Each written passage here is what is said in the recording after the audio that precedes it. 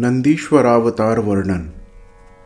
सनत कुमार बोले, हे नंदीश्वर, आप महादेव के अंश से किस प्रकार उत्पन्न हुए और किस प्रकार शिवत्व को प्राप्त हुए? हे प्रभु, मैं वह सब सुनना चाहता हूँ, अतः आप मुझे बताने की कृपा करें। नंदीश्वर बोले, हे सनत कुमार, हे सर्वज्ञ, हे मुने, जिस प्रकार शिव जी के अंश से उत्पन्न होकर मैंने शिवत्व को प्राप्त किया है, उसको आप सावधानी पूर्वक सुनिए। किसी समय उद्धार की अभिलाषा वाले पितरों ने महर्षि शिलाद से आदर पूर्वक कहा कि संतान उत्पन्न करने का प्रयत्न करें। तब शिलाद ने भक्ति पूर्वक उनका उद्धार करने की इच्छा से पुत्रोत्पत्ति करने का विचार किया।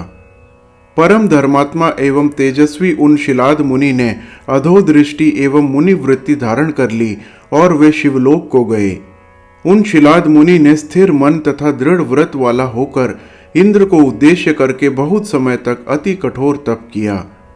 तब तपोनिरत उनके तप से सर्वदेव प्रभु इंद्र संतुष्ट हो गए और वर देने हेतु गए तथा अत्यंत प्रेम पूर्वक शिलाद से बोले, हे अनघ, मैं आप पर प्रसन्न हूँ, अतः हे मुनि शार्दूल, आप वर मांगे।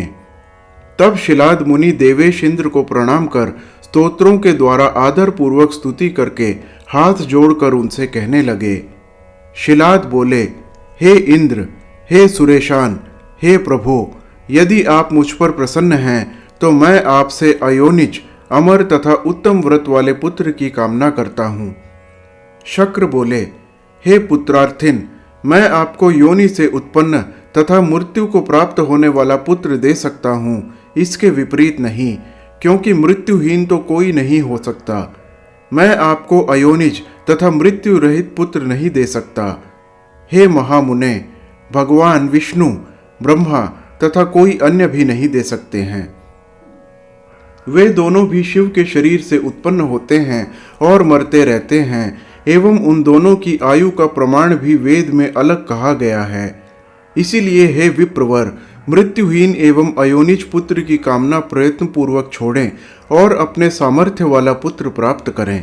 हाँ, यदि देवाधिदेव महादेव रुद्र आप पर प्रसन्न हो जाएं, तो आपको अत्यंत दुर्लभ मृत्युहीन और अयोनिज पुत्र प्राप्त हो सकता है। हे महामुने, मैं, भगवान विष्णु एवं ब्रह्मा भी अयोनिज तथा मृत्युहीन पुत्र नहीं दे सकते। यदि इस प्रकार के पुत्र को प्राप्त करने की कामना से आप महादेव की आराधना कीजिए, तो महान सामर्थ्य वाले वे सर्वेश्वर आपको इस प्रकार का पुत्र देंगे।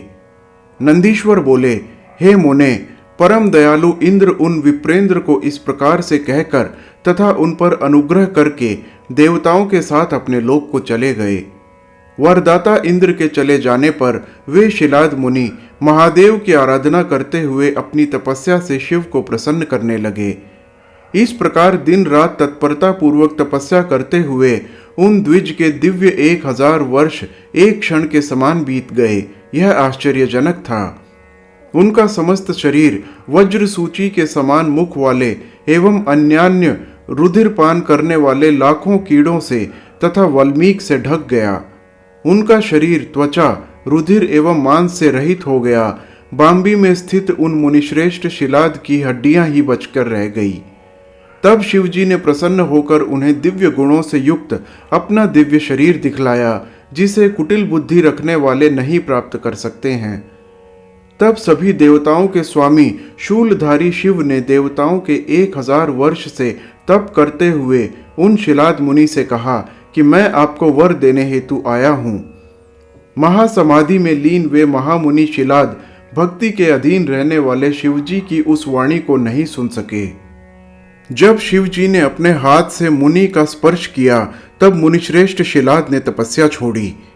हे मुने, तदनंतर नेत्र खोलकर पार्वती सहित शिव का दर्शन प्राप्त कर शीघ्रता से आनंद पूर्वक प्रणाम करके शिलाद मुनि उनके चरणों पर गिर पड़े।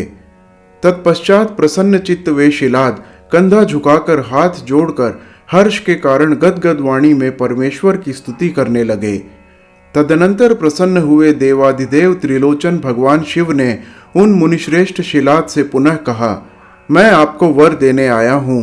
हे महामते, इस तपस्या से आपको क्या करना है? मैं आपको सर्वज्ञ तथा सर्वार्थ शास्त्र वेत्ता पुत्र दे रहा हूँ। तब यह सुनकर शिलाद ने शिव जी को प्रणाम कर हर्ष के कारण गदगद वाणी में उन चंद्रशेखर से कहा।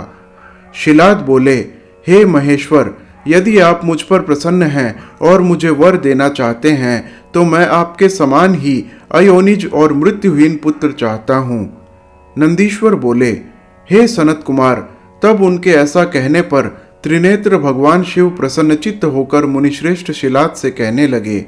शिव जी बोले, हे विप्र, हे तपोधन, पूर्व काल में ब्रह्मा, देवताओं तथा मुनियों ने मेरे अवतार के लिए तपस्या के द्वारा मेरी आराधना की थी। इसीलिए मैं नंदी नाम से आपके अयोनिज पुत्र के रूप में अवतरित होऊंगा। और हे मुने, तब आप मुझ तीनों लोकों के पिता के भी पिता बन जाएंगे। नंदीश्वर बोले, ऐसा कहकर प्रणाम करके स्थित मुनि की ओर देखकर उन्हें आज्ञा देकर उमा सहित दयालु शिव वहीं अंतर्हित हो गए। तब उन महादेव के अंतर्धान हो जाने पर अपने आश्रम में आकर उन महामुनि शिलाद ने ऋषियों को यह वृत्तांत बताया। हे सनत कुमार, कुछ समय बाद यज्ञ वेत्ताओं में श्रेष्ठ मेरे पिता शिलाद मुनि यज्ञ करने के लिए यज्ञ स्थल का शीघ्रता से कर्षण करने लगे। उसी समय यज्ञारंभ से पूर्व ही शिव जी की आज्ञा से प्रलयाग्नि के सदृश दैदीप्यमान होकर मैं उनके शरीर से पुत्र रूप में प्रकट हुआ। उस समय शिलाद मुनि के पुत्र रूप में मेरे अवतरित होने पर पुष्करावर्त आदि मेघ वर्षा करने लगे। आकाशचारी किन्नर, सिद्ध और साध्य गण गान करने लगे और ऋषिगण चारों ओर से पुष्प वृष्टि करने लगे। इसके बाद ब्रह्मा आदि देवगण, देवपत्नियां, विष्णु, शिव, अंबिका ये सब अत्यंत प्रसन्नता पूर्वक वहां आए। उस समय वहां पर बहुत बड़ा उत्सव हुआ। अप्सराएं नाचने लगी।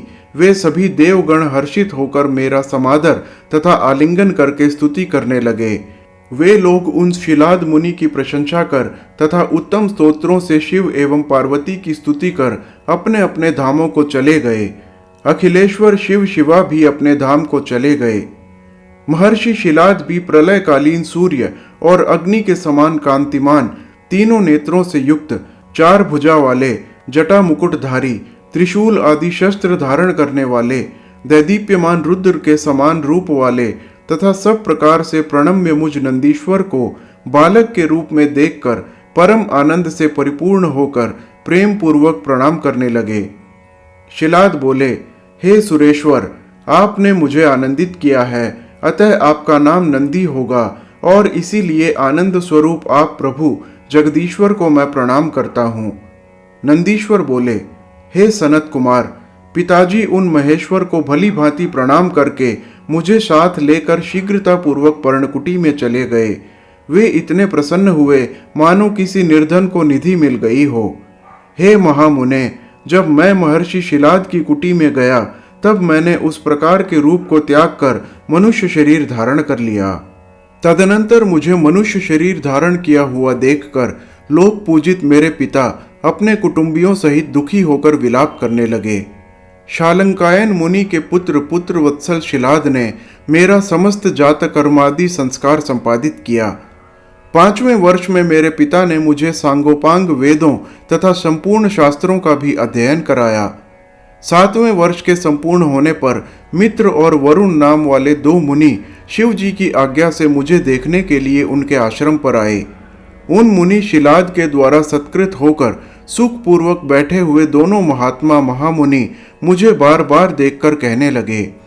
मित्र और वरुण बोले, हे तात, आपके पुत्र नंदी जैसा संपूर्ण शास्त्रों में पारंगत मुझे अभी तक कोई दिखाई या सुनाई नहीं दिया, किंतु यह अल्पायु है।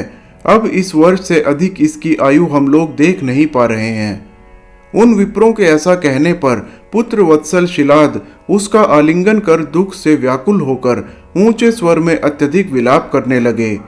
तदनंतर मृतक के समान गिरे हुए पिता एवं पितामह को देखकर वह बालक शिव के चरण कमल का ध्यान कर प्रसन्न चित्त होकर कहने लगा, हे तात, आप किस दुख से दुखी होकर कांपते हुए रो रहे हैं? आपको यह दुख कहाँ से उत्पन्न हुआ? मैं उसको यथार्थ रूप से जानना चाहता हूँ। पिता बोले, हे पुत्र, तुम्हारी अल्पावस्था में मृत्यु के दुख से मैं अत्यधिक दुखी हूँ। मेरे दुख को कौन दूर करेगा? मैं उसकी शरण में जाऊं।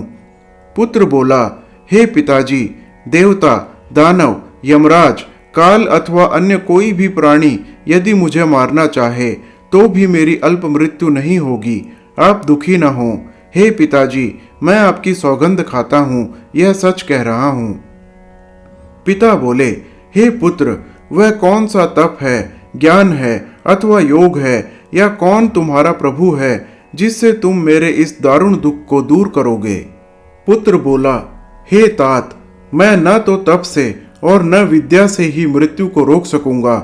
मैं तो केवल महादेव के भजन से मृत्यु को जीतूंगा, इसमें संदेह नहीं है। नंदीश्वर बोले, हे मुने, ऐसा कहकर मैं सिर झुकाकर पिता के चरणों में प्रणाम कर उनकी प्रदक्षिणा करके उत्तम वन की ओर चला गया। हर हर महादेव।